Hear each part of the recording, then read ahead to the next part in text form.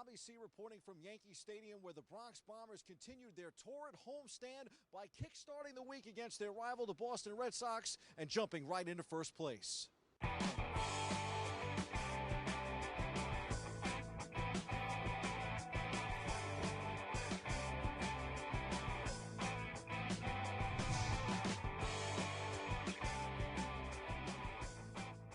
The one missing link to the Yankee lineup so far this season is National League MVP Giancarlo Stanton, the newest Bronx Bomber. But tonight certainly wasn't the case. He had 2 home runs to back ace Luis Severino to start this game.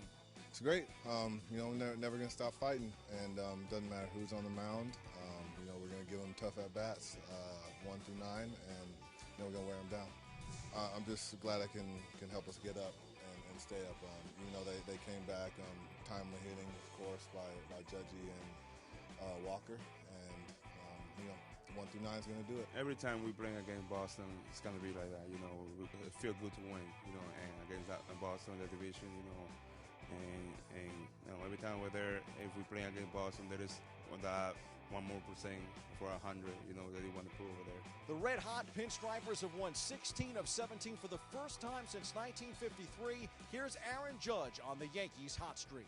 We're just doing our job. That's the biggest thing, is everyone's doing their job. The biggest thing I've noticed is, especially the bottom of our lineup, when those guys are on, those guys are getting on base. That's what allows, Guardy, Didi, Stanton come up there with some guys on base and do some damage, So it's, what, guys like Andujar and Glaber have done so far, and even Walker tonight, coming up with that big double to kind of get things going there. It's huge when guys like that get things going.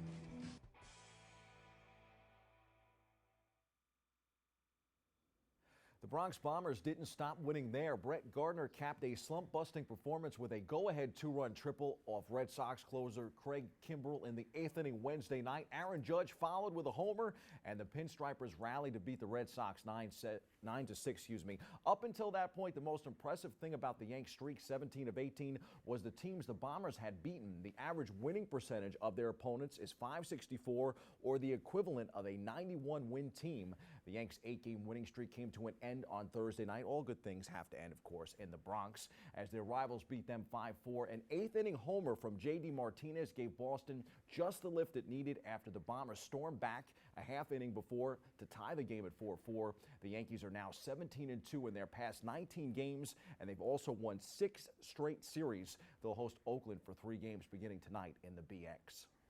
While the Yankees have been sizzling, the Mets have been fizzling, and that includes an embarrassing moment for the Amazons. A potential first-inning rally ended prematurely for the New York Mets on Wednesday because they batted out of order. After a discrepancy in lineup cards, they went on to lose to the Reds 2-1 in 10 innings at Cincinnati.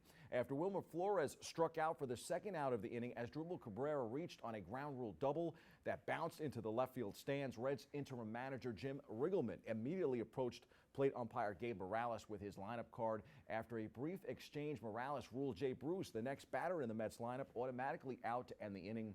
Bruce was officially ruled out as a 2, unassisted, and Cabrera was not credited with the double in the scorebook. Rough day for the Mets. On the bright side, the Mets did deal Matt Harvey. The former Dark Knight is getting another chance, this time with an historically bad team in a city that will have far fewer late-night temptations than the Big Apple. The Mets are getting a catcher who can help at their most unsettled position. The Reds acquired the former New York ace for catcher Devin Mesoraco on Tuesday, shortly before Cincinnati pulled away to a 7-2 victory over the Mets at Great American Ballpark. The Mets had the off day Thursday and returned this weekend in Philadelphia. I was right about Justify in the Kentucky Derby. The favorite pulled through. Justify broke the 135-year-old Apollo curse on Saturday by winning after not racing as a 2-year-old. And now it's on to the Preakness Stakes for Hall of Famer trainer Bob Baffert and jockey Mike Smith. Can Baffert's latest Derby winner take the second leg of the Triple Crown? We'll find out in less than 2 weeks when the starting gates open at Pimlico. The Preakness, as always, will be run on the 3rd Saturday of May. Justify will look to get one step closer to becoming the first horse since 2015 to win the Kentucky Derby, Preakness, and Belmont Stakes consecutively. American Pharoah, also trained by Baffert, accomplished the feat, ending a 37-year drought. Time for some quick hitters from around the world of sports. The Knicks are looking to end their championship drought. The Orange and Blue are hoping yet another coaching change will bring the organization a step closer. Up-and-comer David Fizdale was introduced this past week. He then threw out the first pitch at Yankee Stadium on Tuesday night. Fizdale has high aspirations for All-Star Kristaps Porzingis. Open quote, "I just hope I can add to his game, put him in positions to be an MVP candidate, if not an MVP, a Defensive Player of the Year candidate, if not Defensive Player of the Year." Close quote, Fizdale said to ESPN. "I'm asking him to do everything, but that's what megastars do." UFC's women bantamweight champion Amanda Nunes will be in her home country of Brazil to defend her title against Raquel Pennington Saturday. It's a big weekend for combat sports that also features Bellator 199 and two boxing events, one on ESPN and the other on HBO. In the NBA will be Cleveland and Boston in the Eastern Finals, and Houston and Golden State out west. Real shocker there. In the NHL, the semifinals feature Winnipeg and Las Vegas out west, and Tampa Bay and Washington in the East. I'll be rooting for the expansion Vegas Golden Knights and the Caps and star Alex Ovechkin to meet up in the Stanley Cup Finals. On the NFL gridiron, the Jets held their rookie minicamp last weekend in New Jersey. This weekend, it's the Giants' turn. We'll get our first look at Bronx boy Saquon Barkley. We'll have a full report next time on Open. Those are the headlines. We hit the C-list for another look at the Bronx Bombers.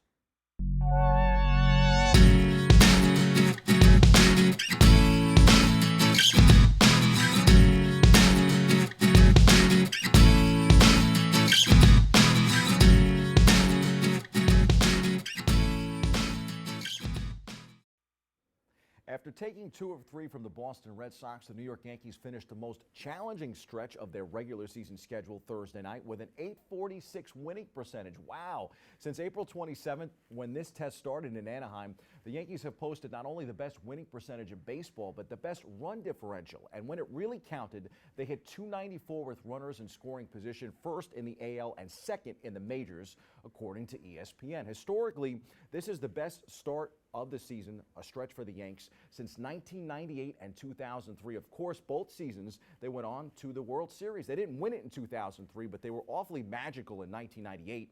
This club could easily be somewhere in between and should be there in the Fall Classic when the calendar turns to October. It's still very early, but the Yankees are proving how difficult they are to beat even on a night when they lose. That J.D. Martinez homer barely cleared the fence, and it may have been interference on the part of Yankee fans, no less. But to me, it was the comeback effort yet again and the pressure these Yankees put on their opponents. The Pinstripers just don't go away, and don't expect that storyline to change at all this season. That's your look at sports. I'm Bobby C.